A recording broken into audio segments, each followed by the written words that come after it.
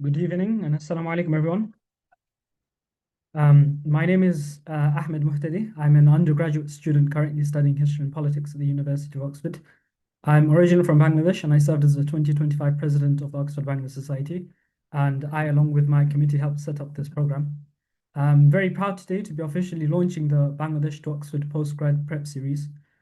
Before I begin, I just wanted to say big thanks to our sponsors, Kindle Study Centre and the Bangladesh 2.0 initiative, and also our partners, Narrative and Dakshu, and of course to all of you who are joining the program today.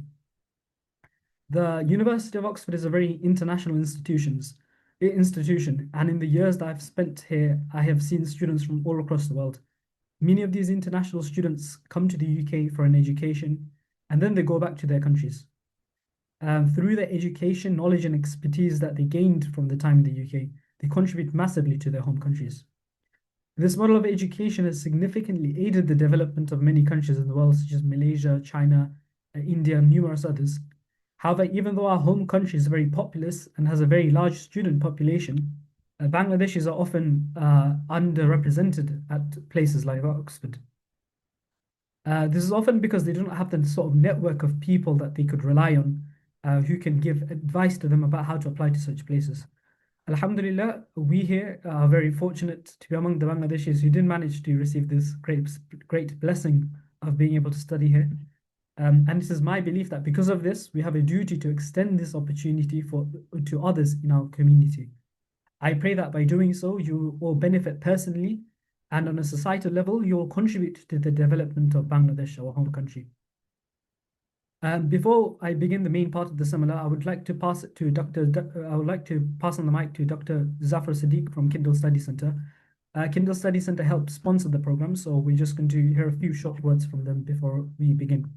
Dr. Zafar, would you like to unmute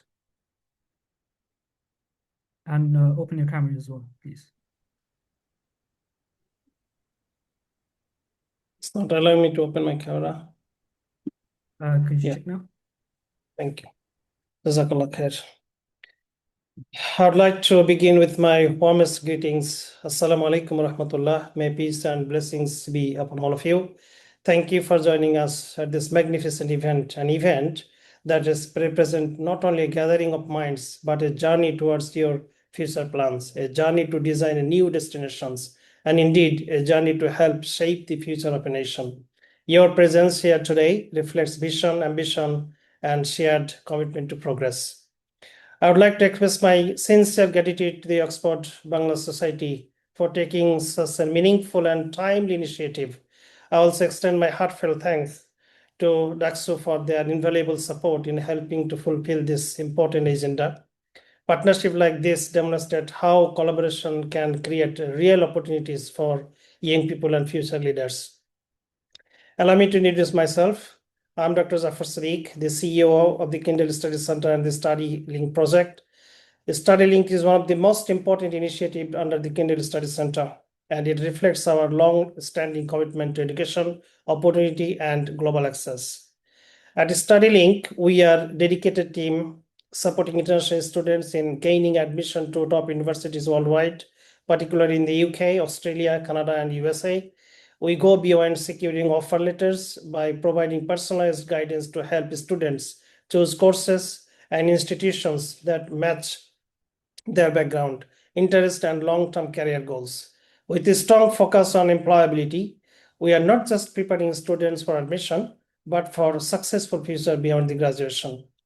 This is why our guidance strongly emphasizes employability and life after graduation. Education is an investment, and every investment deserves a clear and thoughtful return. So why choose StudyLink? First of all, we are highly customized in our approach. We believe that every student is unique, with individual strengths, aspirations, and challenges. We do not follow a one-size-fits-for-all model. Instead, we justify and design each pathway according to a student's unique characteristics. Secondly, we combine professional expertise with a real-world experience. This allows us to provide families with trusted strategic guidance through the complex international education system. Every recommendation we make is guided by care, clarity, and clearly defined pathway towards long-term success. We are also proud of the standards we uphold. Our organization is certified by British Council as an international education consultant. Our organization is certified by ITAC and also certified by ICEF and academic certified, and AGIS licensed guardianship provider. So these accreditations are not just titles, they represent trust, accountability, and global recognition. Our highly experienced and professional team members guides students through the entire application process. Most importantly, we handle visa application through home office authorized experts. I'm proud to share that so far our visa success rate stands at 100% because preparation, honesty, and expertise truly matter. If you would like more information, please complete the forms provided. One of our team member will contact you and guide you step by step. Thank you very much for your time. Thank you very much, Mr. Ahmed Muhtadi. Thanks all students for your attention and the guest for your attention and belief that the future shaped education opportunity and the purpose. I wish every success on your journey ahead. Thank you. Assalamu alaikum. Thank you, Dr. Zafar Siddiq. As well as Study Link, we also we also collaborated with Narrative. Narrative, as you know, is a Bangladeshi student platform. Student platform that they helped make the poll for the elections and also the student elections, and as well as Dakshu, which helped bring all of our which helped bring this program to a lot of you people, a lot of the students. I have posted a link here on the group chat. In this seminar, we'll give you some general advice about studying abroad, especially at Oxford. However, if you want specific tailored advice to any specific course that you want to study, then please do speak to them at Study Link. I'll now pass on the floor. I am now going to pass on the floor to Riaz, who will then speak about the structure of the program and also introduce our speakers. Thank you. Riaz, could you please introduce yourself? Yes, thank you very much, Muhtadi. My name is Riaz. I'm the Access and Progression Officer at the Oxford Bangladesh Society. I'm a current undergraduate student studying philosophy, politics, and economics at the University of Oxford. And basically, the structure of the seminar is that the first thing that we're going to do is introduce the speakers. They're going to tell us what course they do, what they're studying. After which, we're going to have subject information. So, information about the subject themselves that they're studying, department information, whether their subject is a taught course or a research course, so the general structure of the course, as well as how much time they spend in Oxford throughout the year and the general structure of how much studying they're actually doing in person in Oxford. After which we'll move on to sort of visa funding, application, sort of that side, and the more technical aspects of the application process. After which we'll go over sort of personal experiences, how it was moving from Bangladesh and studying abroad and studying in somewhere like the UK and studying an institution like Oxford. So the personal experiences of each speaker. After which we'll have a short Q&A session. So please send in questions in the chat as they come to you, and then we can get to some of them during the Q&A session. So if it's okay, I'd like to introduce our speakers now. So if I could start with Sajid Bhai, please, if you could introduce yourself. Hi everyone. Am I visible? Yeah, we can Hello. see you. We can see you. Okay. Okay. Hi everyone. My name is Sajid, and I've been a student at Oxford for almost since 2019. So I started my DPhil in 2019 in international development, and then but in between I had some circumstances, so I had to take about 3 years off. So I'm basically in my final year, almost finishing up my thesis, and. So regarding my background, I also did economics, politics, philosophy, like Riaz here, and did my master's. So I came to UK doing my master's. Before that, I was in Canada, and did my first master's in politics, and then I did a second master's in economics, and then I joined the Department of International Development, and my default topic is education economics. I look at the economic output of education systems in Bangladesh. Just a bit about my department. So the Department of International Development is it's a multidisciplinary department, and we have students from all kinds of backgrounds, but mostly I think about maybe 35 to 40% of our students are from economics, another 30-40% are from politics, and then the rest are from all different kinds of programs. Like they come from engineering, they come from maths, they come from even medical sciences. The department we do all different kinds of topics, starting from as the name suggests, like it's development. So we look at development through different lenses. So, for example, we have experts working on the IT development, we have experts working on economic development, and then on political development.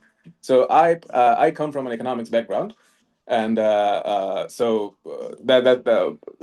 as I said, like I'm looking at the economics of education. And so in terms of, I just wanted to give you a little bit of an idea.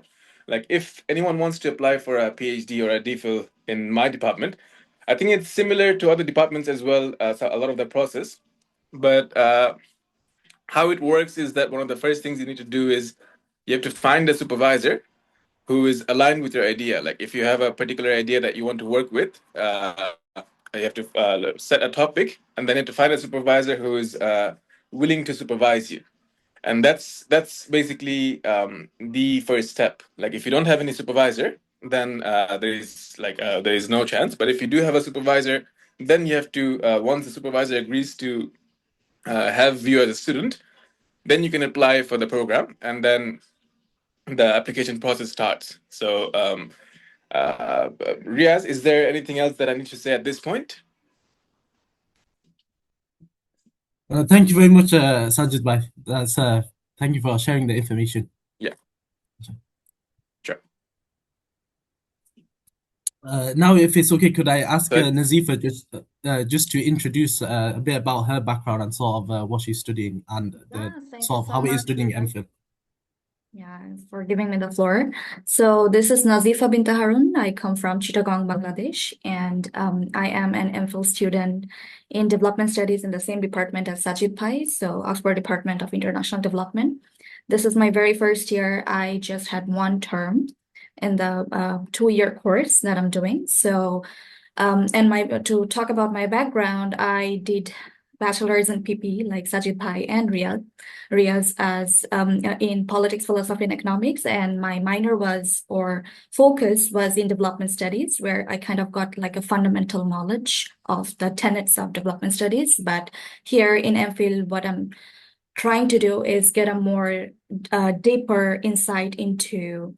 So what we do is we take bits and pieces of sociology, politics, economics, philosophy, and we try to see or ideate ideas of solving the global problems, particularly the global south, ranging from climate change, migration, education, healthcare, poverty, institution governance. So it's a very wide-ranging, multidisciplinary environment to be studying in.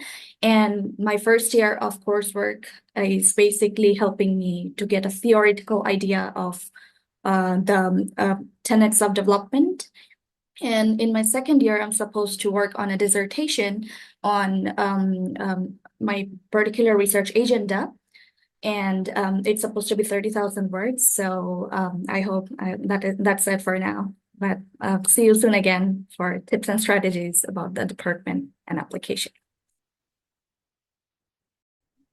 Thank you very much, Nazifa. So one of the most popular subjects that people wanted to apply for to study at Oxford was economics. So if I could please call an current economics MPhil student, Samia, just to introduce a bit about herself and her department. Hello, everyone, and this is Samia. I have completed my bachelor's and master's from Jahangirnagar University in economics. And right after completing my master's there, I started my master's here, which is basically the MPhil component of the MDphil in economics. The thing is, my program is kind of, I guess, confusing for many people because as I see that everyone is aware what an MPhil is and what a DPhil is, very few people actually, even at Oxford, know what the MDphil course actually consists of. So basically, let me give you an idea about the whole course structure.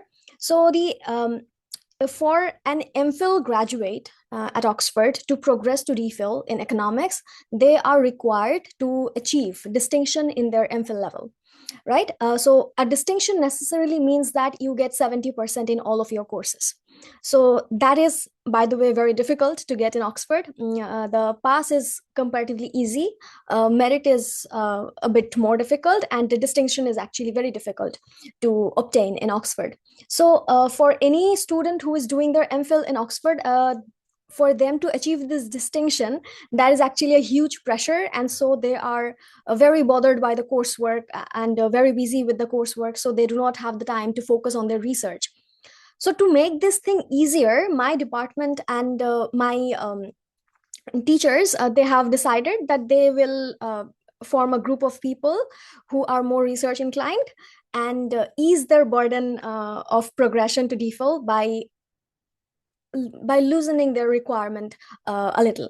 So for an MDphil student, we are not actually required to get a distinction. If we just pass in our MPhil, we are eligible for progressing to the DPhil program. So that leniency actually allows us to focus on our research more from the first year of our curriculum, and that actually makes our learning a bit more easier. And also at the same time, if we are doing the MDphil program, then we are expected to take at least one advanced course in our first year. So our first year curriculum is, as I see that there are many people from economics here in the attendees list. So let me just talk about this a little. In our first year, we are expected to do at least one advanced course from the three, which are the micro, macro, and metrics. So one advanced or two advanced, and the rest are done at the core level. So the core level is comparatively easier, advanced level is a bit more difficult. And the remaining advanced courses are supposed to be taken in our second year, along with a number of optional courses, or selective courses, like, for example, development economics, financial economics, or we have economics and machine learning, a range of elective options that one chooses based on their interest. And we are also required to do a thesis. Now here's the catch: while and as an MDphil student, we are given the leniency to just progress to the DPhil by passing in our MPhil. On the other hand, we are required to obtain a 65% grade on our thesis, and that actually counts more towards our progression to DPhil. So basically, yeah, there's a catch as well. So that is what makes our progression a bit more difficult as well. So I think that is about it at this level. And yeah, I will talk about a little bit more on the application procedure on the next phase of the interview, I think. Yeah, thank you very much, Samia. I hope that information has been useful for anybody wishing to apply to international development or economics. So the next part of the seminar we're going to move on is actually how to get in. So one of the main issues that people had was they were sort of in the dark, and they had lots of questions about the sort of funding process. A lot of people were worried about finances. A lot of people were actually not knowing what sort of what to put in the application. Also, the main thing is what actually makes a strong application. And as we have as we have gathered three individuals that have gone through the application process and have succeeded, they are sort of in the best position to provide advice on how to make a strong application, and also how to get through the visa process, how to get the funding, and how to get the scholarships. So is it okay if I could ask Nazifa just to talk a bit about sort of the visa application process and how she applied to study her MPhil in international development? Of course. Thank you, Riaz. Let me share my screen so that it becomes easier for people to track what I'm discussing. Give me a second.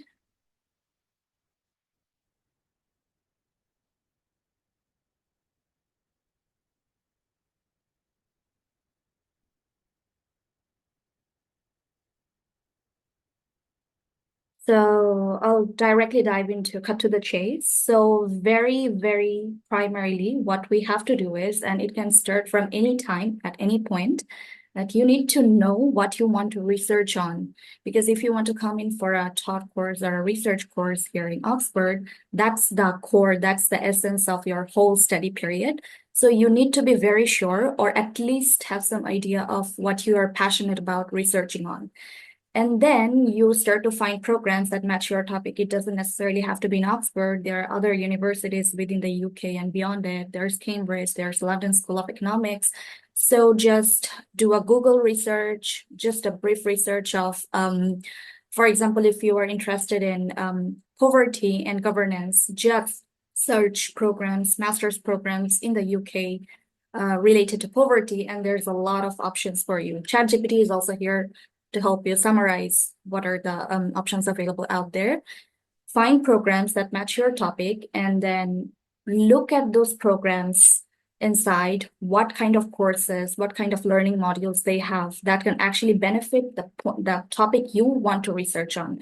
So essentially the idea here is, instead of adjusting your research to the program you want to go to, first decide on your research and then adjust or look for programs that actually help complement the gaps in your topic that you're looking at.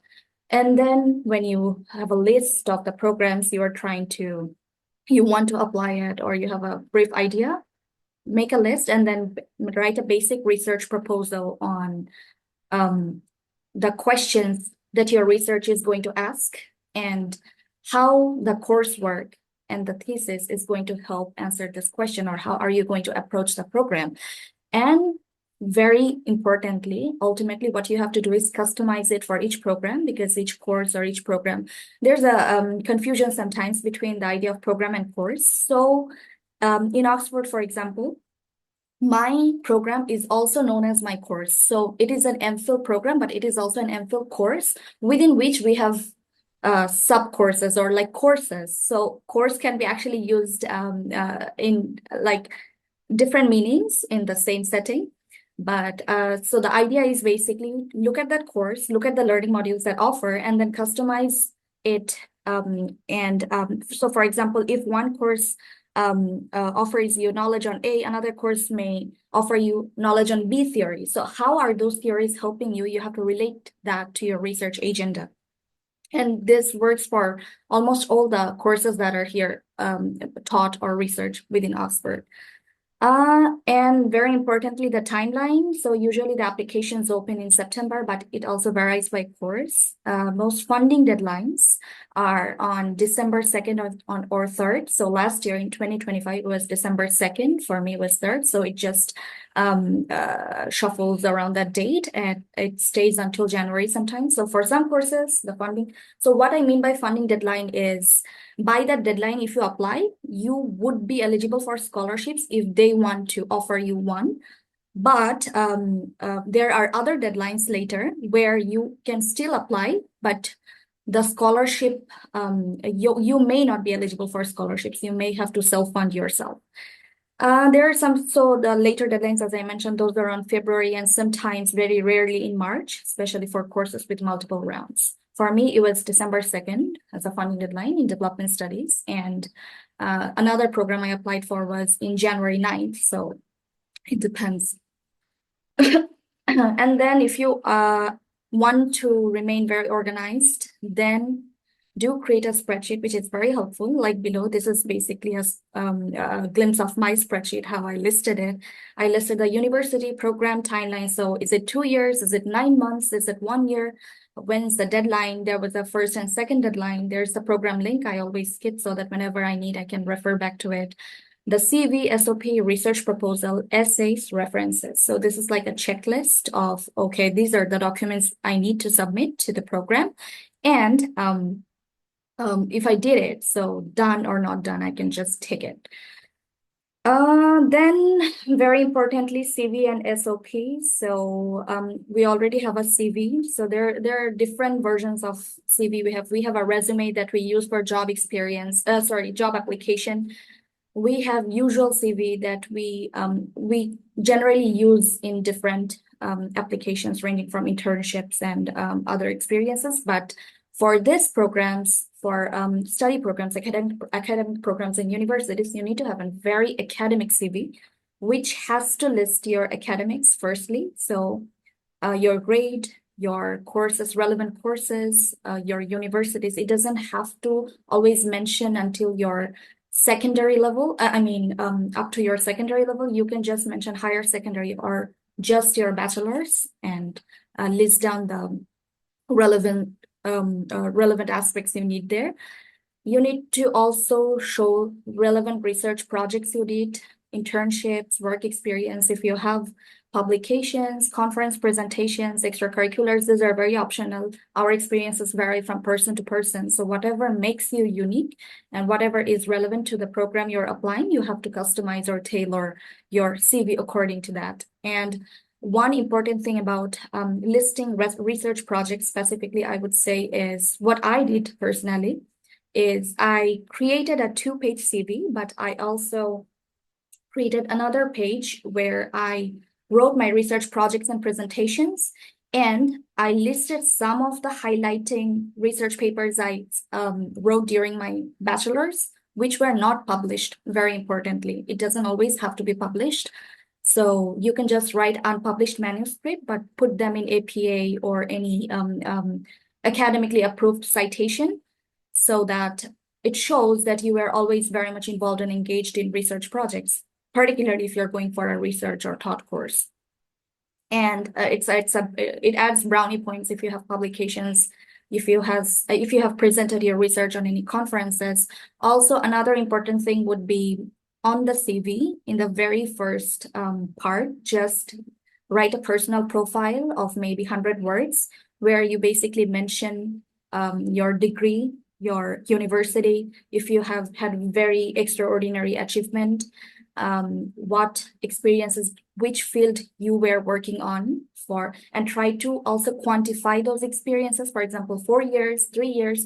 For personally, I wrote 4 years because during my academics, I also engaged myself in some voluntary projects that were relevant to the field I was passionate about. So I also counted that in, and I wrote 4 years of advocacy, anthropological research, field work, and then some extracurricular. No, you do not actually need to mention extracurricular achievement there, but just try to show that you have some unique things to offer in the course. And then start drafting your SOP. I would say start doing it from late August or early September if you can, because you will always be frequently polishing your CV. You will never be polishing your SOP because you'll never be happy with it. It will always have something to change. There's a particular word limit for each course for the SOP. So you also need to keep that in mind to put the information and your passion as concisely but also as clearly as possible. One misconception I saw in a lot of my friends and acquaintances who are interested in applying is that heavy words make you look more intellectual, which is a very, very wrong, misunderstood concept. So misconception, because you have to make sure you put forth powerful words, powerful ideas, but with simple words. So try to use very simple, clear words. At the very top level, the scholars still want to read very simple, clear words because they want to know what your idea is, what you are trying to solve. They are not impressed by what kind of vocabulary you have. So in your SOP, try to make sure you are mentioning your information and your passion very clearly, in very simple words, but also very powerfully and strongly so that it's convincing enough. And the SOP have different criteria in different courses. For me, they basically asked me how this course is going to help my research. So I basically kept that in more focus. I also mentioned some of my projects that were relevant to that research topic I was looking at, but make sure you mention why you are suitable or why they should take or choose you for this program and why this program is important for you. So you basically need to show that you are valuable, but you also need some level of value from the course. So it's a win-win situation for both of you. That's how you have to show it. Then comes the references. This is also very important to consider from the very early stage of application, because your supervisors or professors whom you're going to ask recommendations from they have their own workload, their own schedule, so they need a lot of time to work on your reference as well. And the thing about references, you cannot just take a letter from them and then you send a letter to the application portal. You cannot do it yourself. What you have to do is send a reference request from the application portal to your particular referee in his academic or professional address, not a personal mail address. And they're supposed to input all the information they know about you, the references and everything in that themselves. So you cannot do it yourself. So it is very important to keep that in mind and start sending out requests and references about this from the very beginning. And you can also keep a draft reference letter prepared to help your referees. So sometimes what happens is among their all workload, they may ask you to because some of the professors we have been disconnected for a while, so they may not remember you. So what you can do is keep a draft reference letter of your profile or how you performed in the course. Try to brag in a very convincing way about yourself, which is very awkward, I know, but it's important for your application process. But do it, keep it, and then if your supervisor or your professors who are going to recommend you want one, you can just send it to them along with your CV and the program details so they know what to write about it. Essays. So a few programs or the program, especially the one I am in, it required 2 essays. One was 1,500 and 2,000 words. And one of them was a book review, like a scholarly work review. They wanted me to write a review on any development related scholarly work. So I chose a book. The other one was it's based on anything I want. So there's 2 options. You can either if you have a lot of research essays from your previous academic program, you can just modify them accordingly, or you can write new ones if you're not very confident about them, but try to make sure. So basically through these essays, they want to see that you are academically very skilled. You know the rules and regulations of academic writing, but you also know how to convince through your writing. And brownie point could be added if you can submit essays that are very related to the proposal you are sending, the research proposal to the department, so that it shows that you are always, playing around the topic or trying to know more. Very important topic, scholarships. And trust me, a year back, I was also very lost about the whole scholarship, like the funding situation. So it depends on luck. It depends on how they're looking at your profile and the group of the demography as well. So for scholarships, what's in your hand is basically, so for Oxford and Cambridge, for example, there's a scholarship section in the same portal you will be applying. So once you put all your academic and professional documents, essays, and everything, there will be also another section in the portal that says, these are the list of scholarships we may or may not offer. Are you interested in them? Are you eligible for them? Some of the scholarships will be very eligible for you, some not, because some are very country-specific scholarships. But usually you have Clarendon Scholarship, WHT, which is Weidenfeld Hoffman Trust. You have Gates Cambridge for Cambridge University. You have there's this Oxford Islamic scholarship. So those are basically full funded. They help you, both with your tuition fees and living expenses. There are also partial scholarships sometimes, but if you go to this section, there's this whole list for you and you can just take, and some of the scholarships may ask you to, submit a separate document within the portal to talk about why you deserve that scholarship. So they have all those listed there. For Chevening and Commonwealth scholarships, you have to apply directly via their official website. So what you do is you choose some program and which you're going to apply later or you're applying, and then you also go to this scholarship websites and you mention that, and they have the whole form listed for you of what you need to input. For chevening, for instance, there's 2 years, there's this requirement of coming back to your country, coming back to Bangladesh and work for 2 years and report. So, and usually chevening and Commonwealth, usually they fund 1-year programs mostly. So there are certain criteria attached to them.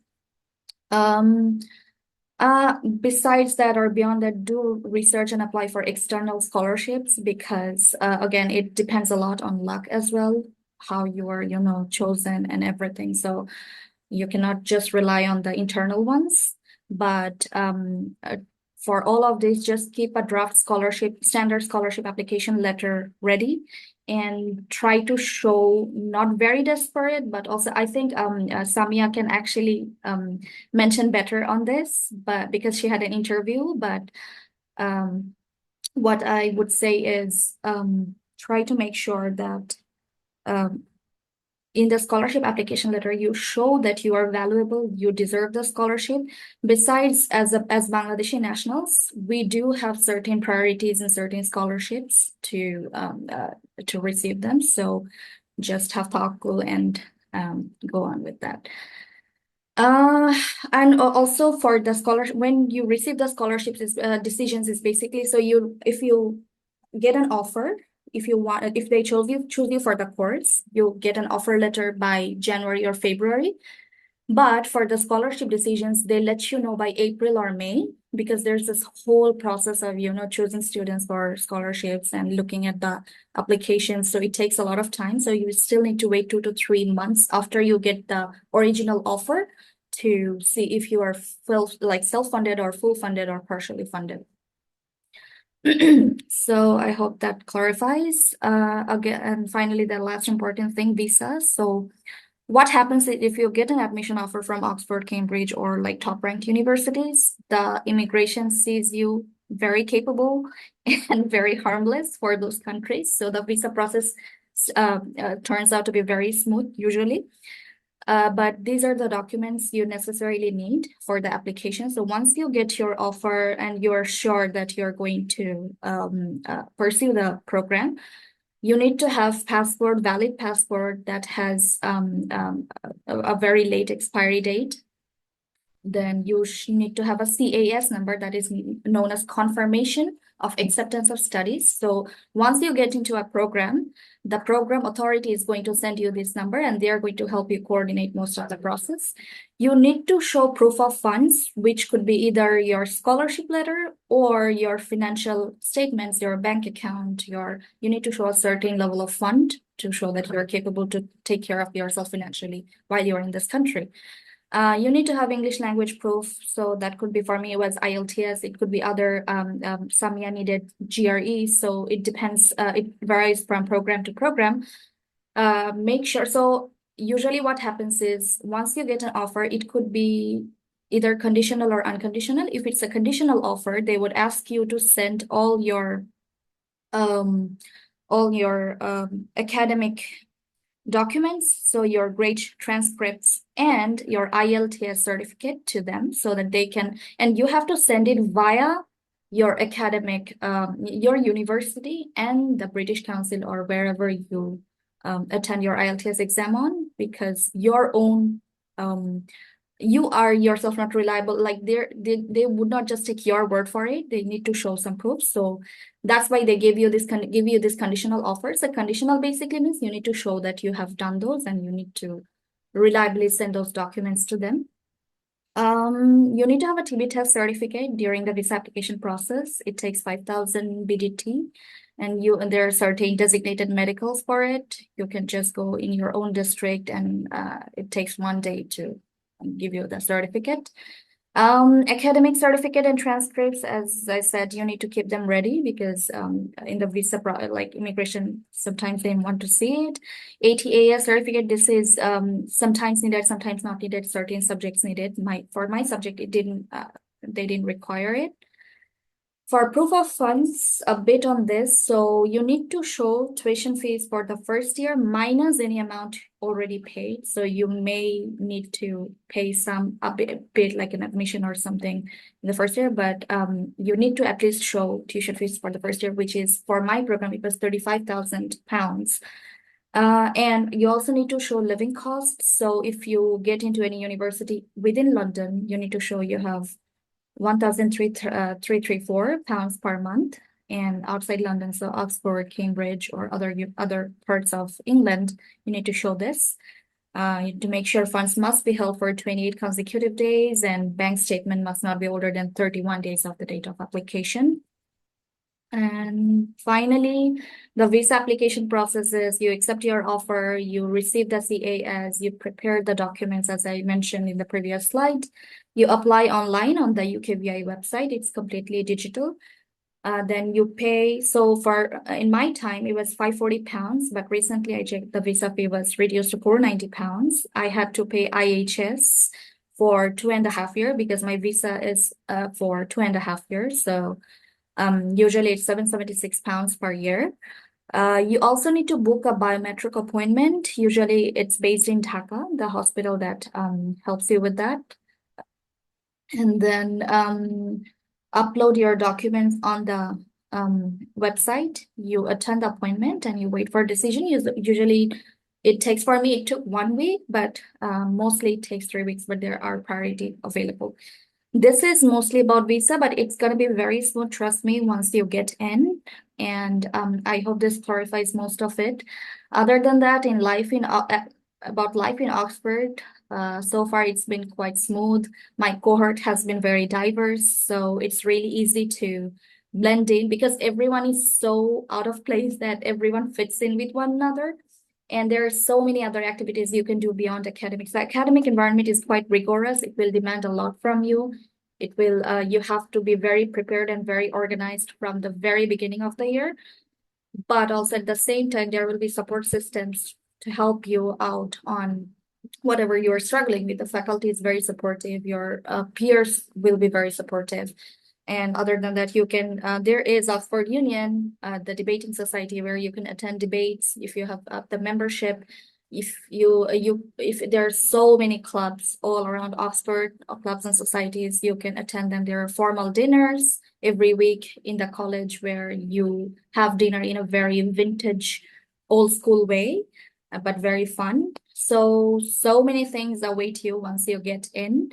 But I hope for now this helps and ease the whole process for you. And I do have a social profile out there publicly where I time to time try to update with strategies and tips on the application and any information that is needed. So I'll send you the link here that may help you to navigate the process. But so far, I hope.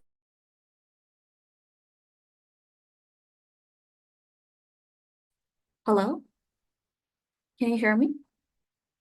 Yeah, we can hear you okay, Nazifa. Okay. No, I thought I just did you hear me until now? Because I thought I muted myself at some point. Yeah, we heard you okay. Okay, perfect. Thank you.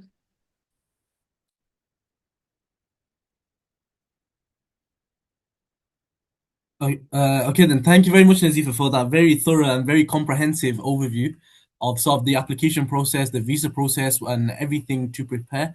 Is it okay if I could just ask Samia if she just has anything else that she can add on, anything specific or unique to her course that Nazifa hasn't covered yet?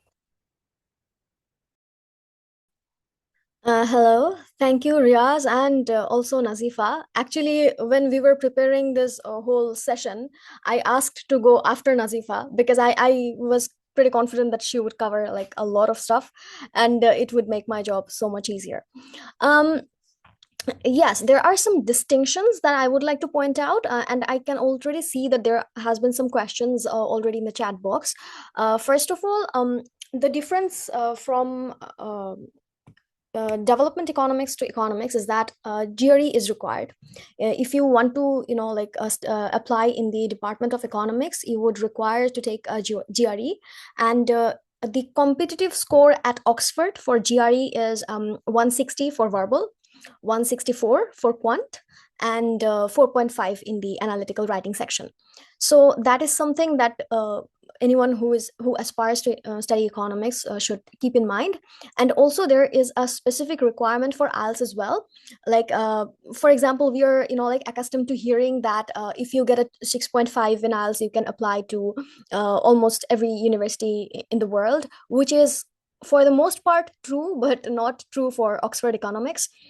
For this department, you would require a 7.5 overall band score in IELTS and minimum 7 in all components. So that is also something that you have to keep in mind, whoever is trying to or planning to apply at Oxford. And whatever information you need, it's all obviously basically available on the website. But I would like to share another piece of information that was particularly unique in my case. I did not plan to actually apply for PhD this session. When I was applying, I thought I was going to go for a master's, and then like later on I will probably like do a PhD at a like Ivy League institution or an institution like Oxford. I did not expect to get accepted so early. So when I went to the application portal for MPhil in economics at Oxford, what I found was that they automatically consider all MDPhil applications for the standalone MPhil program, right? So that is something that really, like that was very interesting to me, because okay, so I can apply for the PhD, but if I do not get accepted, I will automatically be considered for the master's program. So okay, that's fine. Then like it's just two birds with one stone. So that is the only reason that I applied to the PhD program this year, and somehow luckily I got accepted. And that actually started my journey like at Oxford in economics. So anyone who is thinking, my message via that incident would be that if you are like if you have a competitive application, you should actually consider applying to universities that you are now considering to be out of your league. And basically PhD applications, they come with like good funding, because masters sometimes at times it can be difficult to get funding with a master's program. So applying for doctoral program might like ease the situation of funding as well. And for the application materials that were required for my department, they were like, I obviously required I needed to submit my transcripts, and then I needed to submit an academic CV that Nazifa talked about, then an SOP. I submitted 4 LORs in total, although 3 were mandatory. One I submitted later upon request. And then of course I had the test scores like GRE, IELTS, and I was also required to submit a research sample or a sample of written work, which I then submitted my own like a conference publication that I had presented in just the year before that. And then ultimately, yes, of course, we had to like submit an application form as well. So these were overall the whole application package that I was required to submit. I don't think I have much to talk about here, because Nazifa has already covered the structures, but I would like to like touch on a few points. For example, when you were submitting your SOP or like transcripts and academic CVs, something that one should keep in mind is that it should not be redundant, or that one information that can be obtained from your transcripts or your CV should not be like repeated in the SOP, because you have a word limit and you have to write whatever you can within that word limit. So it is wise to like give them as much information that you can actually, and to give as much as information. Redundancy reduction is very, very important. And what is even more important for overall application process, as I think Bhai has already talked about this in the beginning, and Nazif has also talked about this, but matching your interest with theirs, like as Bhai has initially mentioned, that matching the interest with the supervisor's interest. In our case, in my case, I did not need to like hunt for supervisors. I just applied for the department, and they like decided whether to take me in or not. The thing is, so since I did not have to hunt for the supervisors, I had to look for the matching qualities with the department. And what does the MDPhil program want, and what do I have to offer? And trust me, this is the key for all the application processes overall the world, I think, because you may be, like better than what they want, but they will not accept you unless that matching happens. Like they have a specific set of skill set that they require from their students, and you have to bring in that skill set. And so how do I actually know that what do these universities want? Basically, that's all available in their, like on the website. So I went to Oxford's website and I went to their program's website, and I saw that what courses are they teaching to their students. And that is where I learned about what I am going to learn if I come in Oxford and study this, like core micro, core macro, core econometrics, or advanced courses. What am I actually going to be taught in those courses? And what exactly do I need to learn before to be able to learn in those courses, right? So what prerequisites are required? And those are the things that I needed to show them that yes, I am comfortable with like those stuff. For example, since here many students are from economics, I think I can make one or two references. Like if you want to learn about like time series econometrics, you first need to show them that you have learned that basic econometrics, or OLS, OLS method of econometrics. So that is what I have to show them. And since I knew that economics all over the world has become increasingly math intensive, I was quite sure that they would require me to be comfortable with maths. And so I just told them how I have done maths in all my courses. I have actually mentioned in my SOPs that these are the like topics that I have covered in maths. I have done real analysis, I have done differential equations. So they know that yes, if they bet on me, if they take me in, if they admit me, they're not going to regret, because I have already done these things. And even later on during my interview, I was also like asked question regarding econometrics and microeconomics. So although interviews do not really actually carry any weight towards admission, at least that is what they say, but I think they just want to see that you are the person, like who you portray to be in your application package. So that's about it.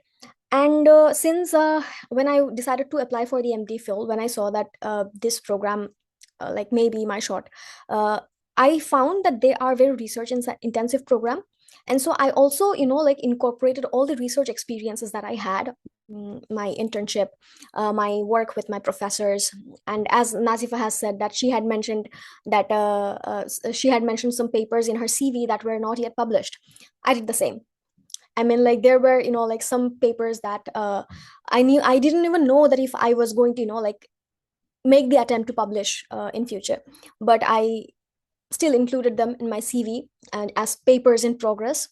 And so that, like they can see that, yes, I have interest in this particular area or something like this.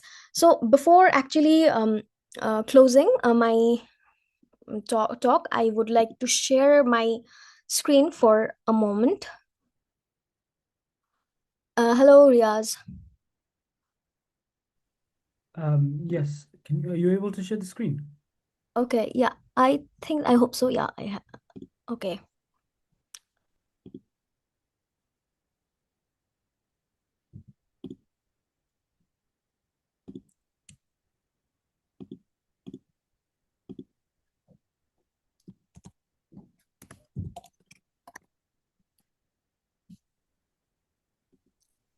If it doesn't work, you can share Actually the requires PowerPoint. okay, never mind. I think it will require me to like close the Zoom and then re-enter it. You can share the PowerPoint with me and I can share the screen. That's fine. No, that's fine. I just wanted to show them my SOP and CV so that they could get an idea, but like it's fine.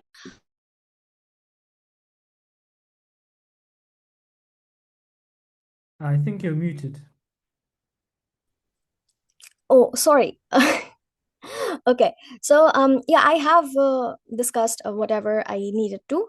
I just wanted to show them my SOP and CV so that they could get an idea, but I think it's fine. Let's move on to the question answer or the next sessions, and like we can discuss more about what they need, and we could provide the information required. Okay, thank you very much. Thank you very much to both of you. Can I ask now Zohid Bhai to say a few words about the applications process for his DPhil and anything extra and how it is slightly different from the previous two courses. Yeah, hi, thank you. As I said, like I think everything that Nazifa or Samia have said, like they have pretty much covered the entire process. But with the DPhil or the PhD, like the few things that are a bit different is okay. I'll tell you about my program. So it's in the international development, you can basically come to a DPhil in two different ways. So you can either apply to an MPhil, and you can do the MPhil in 2 years, and then from the MPhil you can get selected for the DPhil, like if you meet the certain grade requirements and if you do find a supervisor. So that's one way, but the second way is how I came. So I had done my master's from University of St. Andrews in economics, and then if you come through that way, what you have to do is first of all, you have to hunt for a supervisor. Like that is literally like the first step, and like the I would say perhaps the most important step.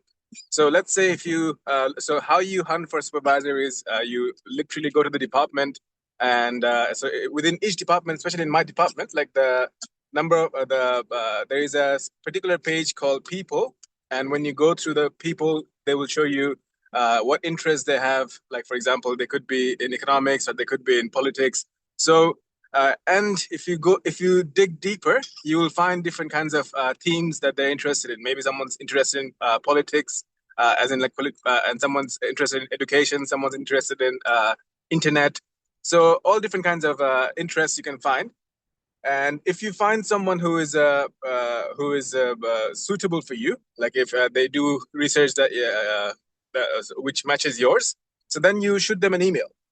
And so the how I did it was first of all, you have to have a very good academic CV, and the CV, as Nazifa and Samia had mentioned, it has to be very academic, and you have to summarize all your academic achievements. So so in my case, I didn't really have any publications, and I still don't have any publications, but I think maybe and so there are bonuses if you do have publications. If you lack somewhere else, maybe they will act as bonuses, but then they're not really requirements. But then you do have to have a very polished academic CV, and then also a research proposal. So like just in a very like maybe less than 1,000 words, like just a gist of whatever you're trying to research. As Nasi, I want to again reemphasize something that the previous speakers have said, that writing big words or writing too much is a really big no. Like you cannot do that. Like they really one of the qualities that they look for in a student is how concisely you can express your ideas and how simply you can express your ideas. So they want you to speak or write as little as possible, but express the everything that you want to express. So if you shoot them an email with your academic CV and your research interest, if they like you, they will say that, yeah, go ahead, make an application. If it doesn't match, they'll say like, yeah, sorry, like look somewhere else. So once you do it, so let's say you find someone who's interested in your research and they do ask you to make an application, then you start the formal application process, and you have to do everything that Nazifa and them have already summarized. You have to make a formal application. You have to submit a few samples of previous work. You have to submit your references. So all those kinds of things. And in terms of funding, this so I think it has been covered already. When you make the application in the portal, so for international development, you are automatically selected for different like all different kinds of fundings. But so what I can tell you from my previous experience and from other students, that if you have a strong enough CV and if you have someone who is very interested in you, they will also try to help you get the funding. And particularly Oxford is well known regarding this, that like if they really like you enough, they will pay for you. And otherwise, like for example, the Clarendon Commonwealth Scholarship, and then I think during my time there used to be a Prime Minister's Fellowship from Bangladesh, which was very popular for a lot of students. So some of these are external sources, but there are a host of internal sources as well, which you will be considered automatically once you have, if you get a successful application. And But as I keep repeating, the first and the most important step is your supervisor. Like if you don't have anyone who's interested to supervise you, doesn't matter how much grades you have, what's your score, whatever. It's just you'll just not get in. And if you have a good supervisor, then you have a chance at competing.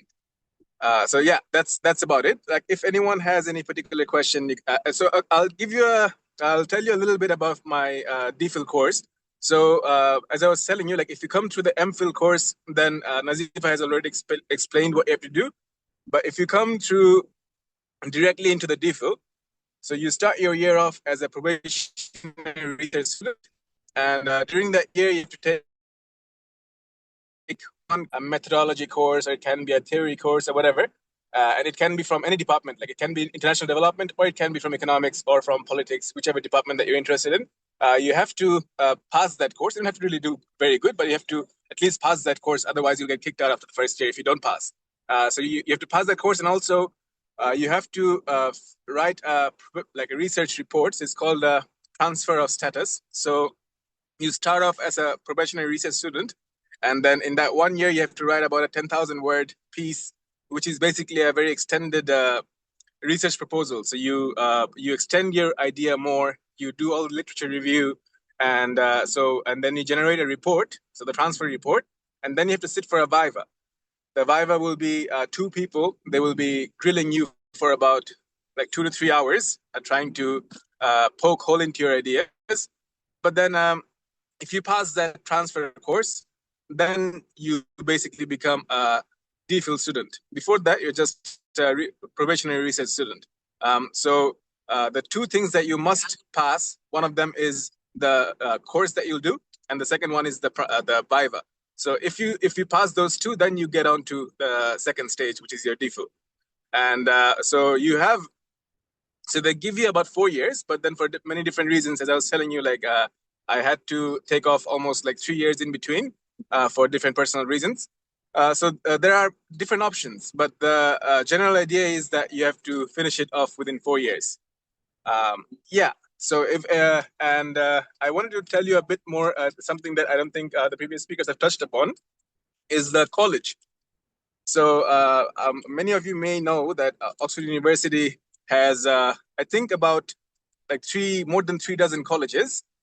And when you become a student of the university, you basically have to be a student of one of these colleges. And so what I really want to emphasize, because when you look through the websites or when you look through other videos, they will tell you that like all colleges are the same and all colleges will give you the same experience. But what I have seen from my own experience is that how good your experience will be in Oxford will depend a lot on what college you got in. So of course, they're all good colleges, and of course, they all have different different facilities, but it really makes a big difference which college you go to. So I go to Balliol College, which is one of the oldest and one of the biggest colleges.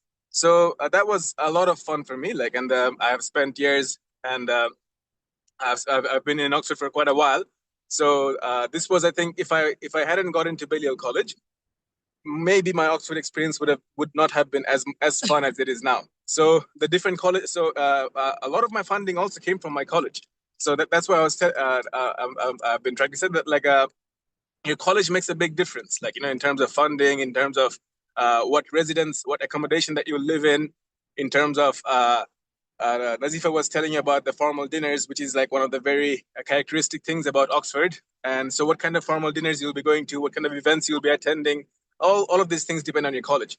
So I would strongly encourage everyone to do your research on the colleges, and then make sure that you put your college preference in the application, because a lot of people, they think maybe making a preference might actually not be very helpful. But yeah, so it's just you will get like the putting a preference does not really make or break your application. It's just that if you get into your preferred college, you'll have a lot more fun than you would have otherwise. So that's so I'll say up to this much. Like if anyone has any questions, please go ahead.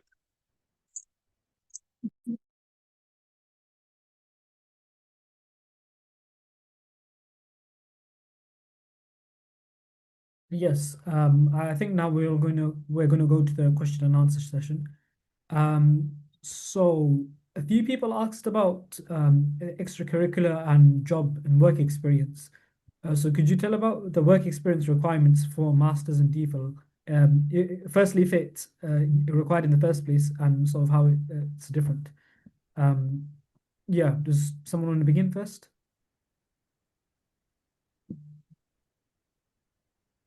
I can start. So for me, I didn't work much after my graduation. I did an internship at BRAC, which was very heavily related to development. And I also was involved with an international NGO for a year, which is not very popular. So this is what I want to emphasize on, that you do not have to be in very big, heavy, namely organizations to, get in those institutions. All you want to show or need to show is that whatever you did made an impact. So all the experiences I had, I didn't list all of them on my CV. I just shared whichever was very related to my course and my What research does that agent. even mean? Hello? Yeah? Do you say anything, Riaz or Muhtadi? No, you can carry on. Sorry, I think I misheard. Oh, so And sorry, as Nazifa. as I was saying, so for job experience, it's not that important within the academic CV. All they want to see more is how much research experience you have that can be in field work. So what you can do is, for example, in your job, you can show them that, okay, this is the sector I was very much involved with, and this is what I learned about development. For example, for me, since I applied for development studies, I was trying to show that, okay, this is the sector, healthcare or education was something I was very closely observing, and I knew this, and this was my gap in knowledge, which I want to learn from this course. And this is what you do in your SOP. So you do not just list all your experiences. You try to connect each of them with what you are wanting to do in the future. And for extracurriculars, also with a lot of extracurricular, it does have brownie points, but you do not have to mention all of them. But if you can show leadership skills through your extracurricular, if you were president, vice president, or member of any club in your university, if you did any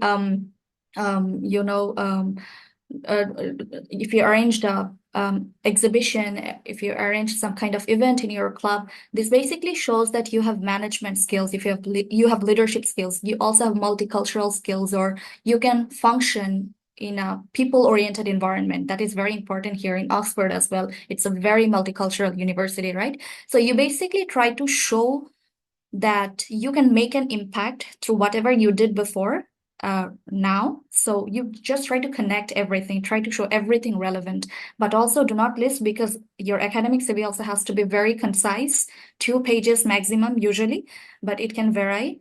But make sure that you list everything that would make them think that, okay, this person has something that he can bring to the table. So I hope that answers the question. Yeah, that's a very important thing that we're also told a lot of the time is it's not about how much experience it's not simple about how many experiences you can put down, but really it's about what you get out of it. Like what benefits can you get out that show you're a capable person.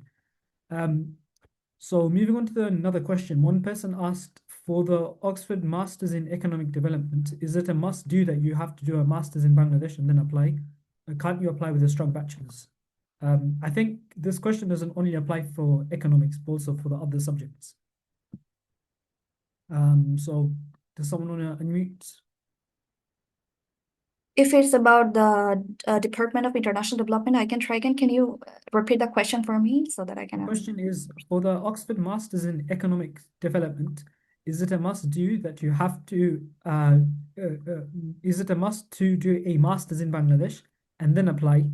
Or can't you just apply with a strong bachelor's? Okay, I cannot particularly speak for the economics of development, but what I can, so for me, I had just a bachelor's, but I also come from a private university in Bangladesh. I come from Asian University for Women. So a lot of times they have the curriculum, the educational structure they have is very different from the public universities in Bangladesh, so it can vary. But I would say that it's not actually necessary to have a master's, but you need to show that your bachelor's and maybe or maybe not the work experience you had is enough for your foundational knowledge on the research you're going to have, if you understand what I mean. But I think Samia can clarify better on that.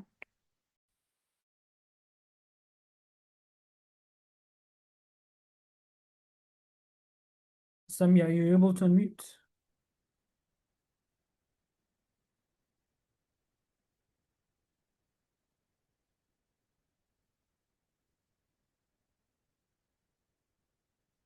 Okay, I don't think she was able to unmute. Should we move to the another question then? And we'll come back to this one.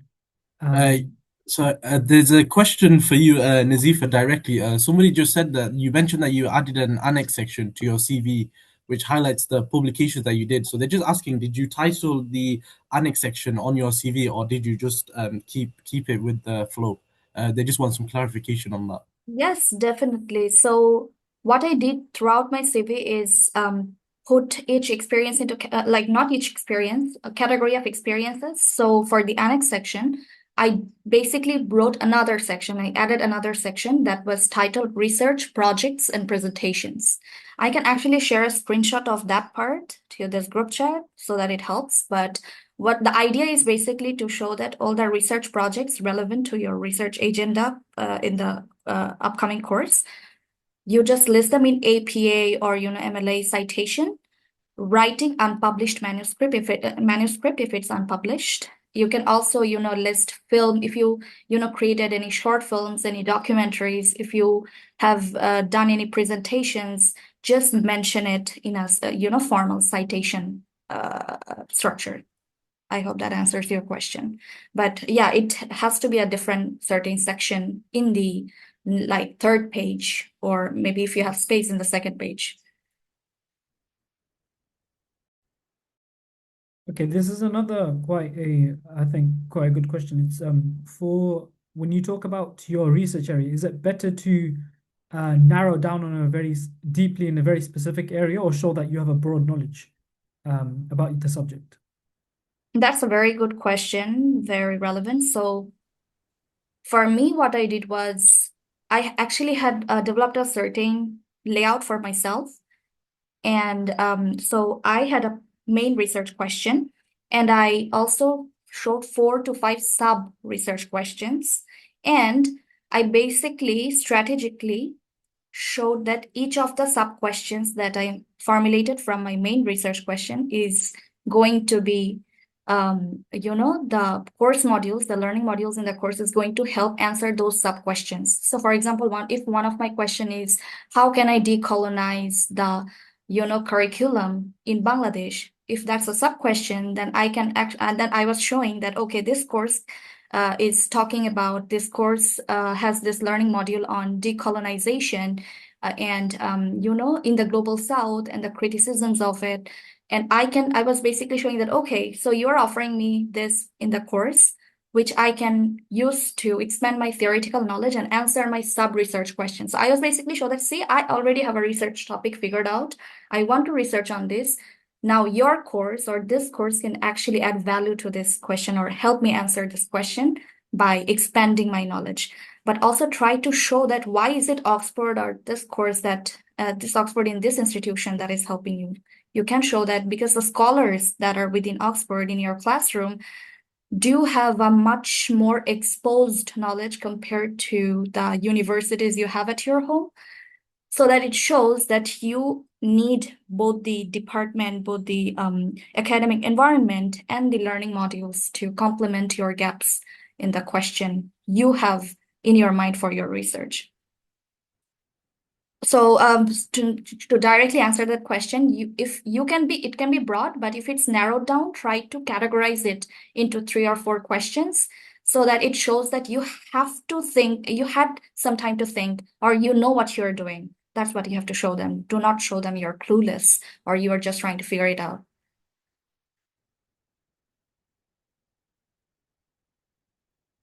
Thank you very much for that response, Nazifa.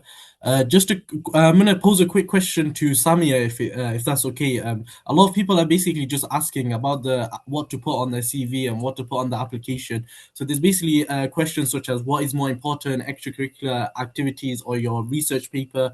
When doing your research, should you focus deeply on one research area or explore broadly before narrowing down? So basically, what's the most important stuff to sort of prepare in your research and in your CV? Yeah, okay. I think I can try and share it now. Yep. Can you guys see my screen? Yes, we can see the screen. Okay, cool.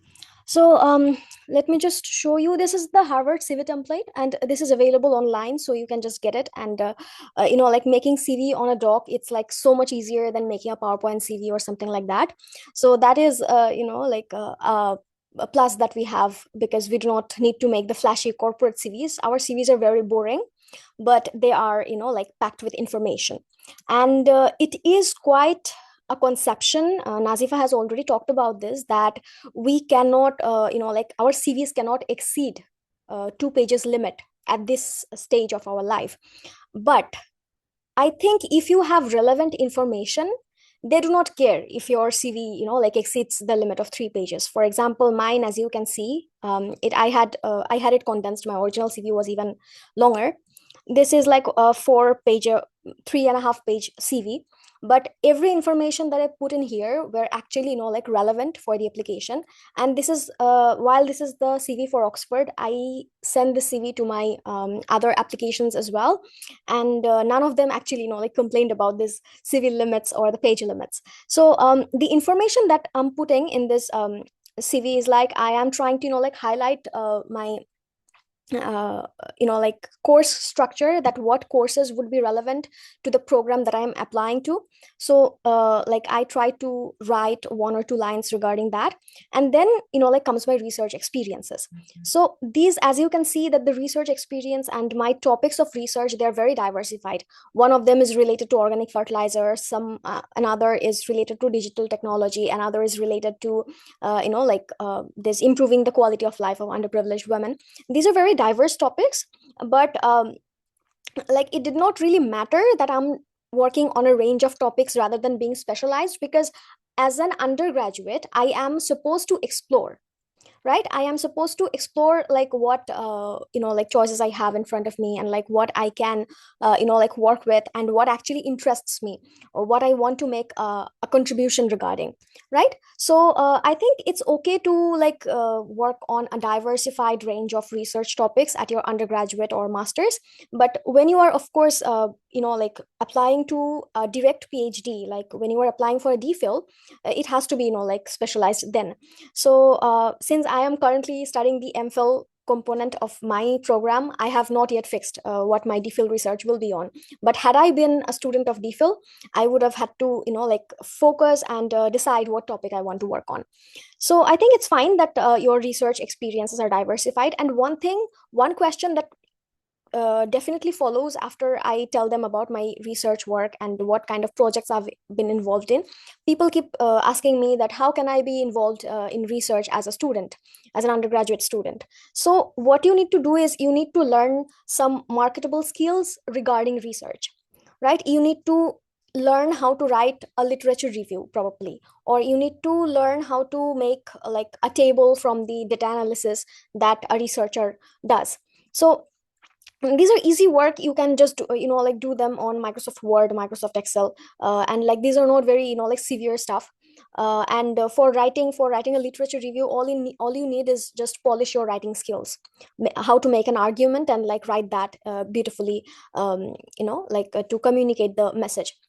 Why is learning these skills important? Because once you have the skills, you can go to your teachers, and like your teachers are definitely working on 1 or 2 projects. Because even in Bangladesh, even if the research quality is not very good of certain teachers, one thing is sure, that they need publications for their promotion, right? So they are going to like work on some research stuff all the time. And so if you have that skill and you go and tell them that, sir or ma'am, I can do this for you. Like I want to learn the research, so I would like to, like I have this kind of skills, and if you allow me to work, then I can, like learn it more, and stuff like this. So if you go and communicate like that, they're going to take you in. But if you just go and tell them that, sir or ma'am, I want to learn research, what can I do, they're not going to really engage you in their own projects, right? So you have to have some marketable skills regarding research. And how can you learn those? You can learn those by like you can learn those from YouTube these days, and like there are chat gpt, like not to use it in your writing, but like to learn a skill, you can make use of that, right? So that is something that you can do. And these research experiences, I agree fully with Nazifa and the others who have told that you should not list all your research experiences or all your work experiences in your application CV. That is true, because like irrelevant information, if you have worked in, like for example, a corporate firm, that may not be really relevant to your academics in the future, right? So mentioning that does not do much good. But if your works are like all academics related, if your works are all research related, then you should definitely mention all of them in your CV, because that adds value to your application. And while you are actually putting this information on your CV, you have to make sure that you present them in a way so that the application assessors get an idea that what you did in that whole project, because your role in that project should not be just enumerating, right? It should not be just writing the literature review. And even if that is the case, you should write it and present it in a way that yes, you have made valuable contribution in that research project or in that like a research paper. For example, these are my research projects. I have mentioned their titles, they're my supervisors, and what I exactly did in that project. This is my internship experience. I have also narrated like in what capacity I was actually involved in my research internship. And then I mentioned an unpaid position, which is not really something formal, but we have worked in that sphere. So I just presented it in my CV, so that my application assessors can see that I have been engaged in research related activities for a long time. And then there are the publication, and these are the papers in progress. Like many of these papers were simply my like academic assignments. But obviously even in my academic assignments, I try to like do good work. And if I polish these works and like try to submit them and get them published in a like journal, even if it's in a Bangladeshi journal, like I may be able to do that. So I just like mentioned this as my papers in progress, but ultimately I never followed through with this. I never really worked with these papers in progress, and they never saw the like daylight. But yeah, they helped me during my application process. And then I was for example, I was the education and research secretary in my economic students union in my department. So that is something that is related to academics and research, right? So I put it in my academic CV. And so like that's about it for my academic CV. And in my SOP, what I tried to do was everything that I could not actually emphasize on in my like CV or my transcript, I emphasized them in my SOP or statement of purpose.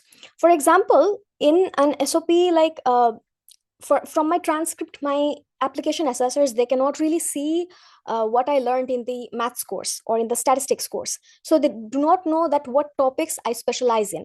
So I have like tried to mention them, like, yeah, I have done linear algebra, I'm comfortable with multivariate calculus and like differential and difference equations. So this is important for them, because anyone with these skills should be able to adapt to the Oxford curriculum in economics. And if someone does not have these skills, if someone is not familiar with this mathematical foundations, then they will really struggle like in this Oxford curriculum. And that is something that the Oxford teachers do not want, because if they want to like bring you in the curriculum, they want you to succeed, of course. They do not want you to struggle. So these things are important. And in my SOP, I have during my undergraduate, I had actually learned a lot of stuff, but I did not put all of them like in my SOP, or I did not highlight all of them. I only highlighted those things that I saw on Oxford's website that they require from a student as a prerequisite. So I think that's about it. That clarifies a lot of confusion regarding CVs and SOPs. Yeah, if there's any other question. Thank you very much, all. I think we have one person raised their hands for a question. If you could you please type in the chat?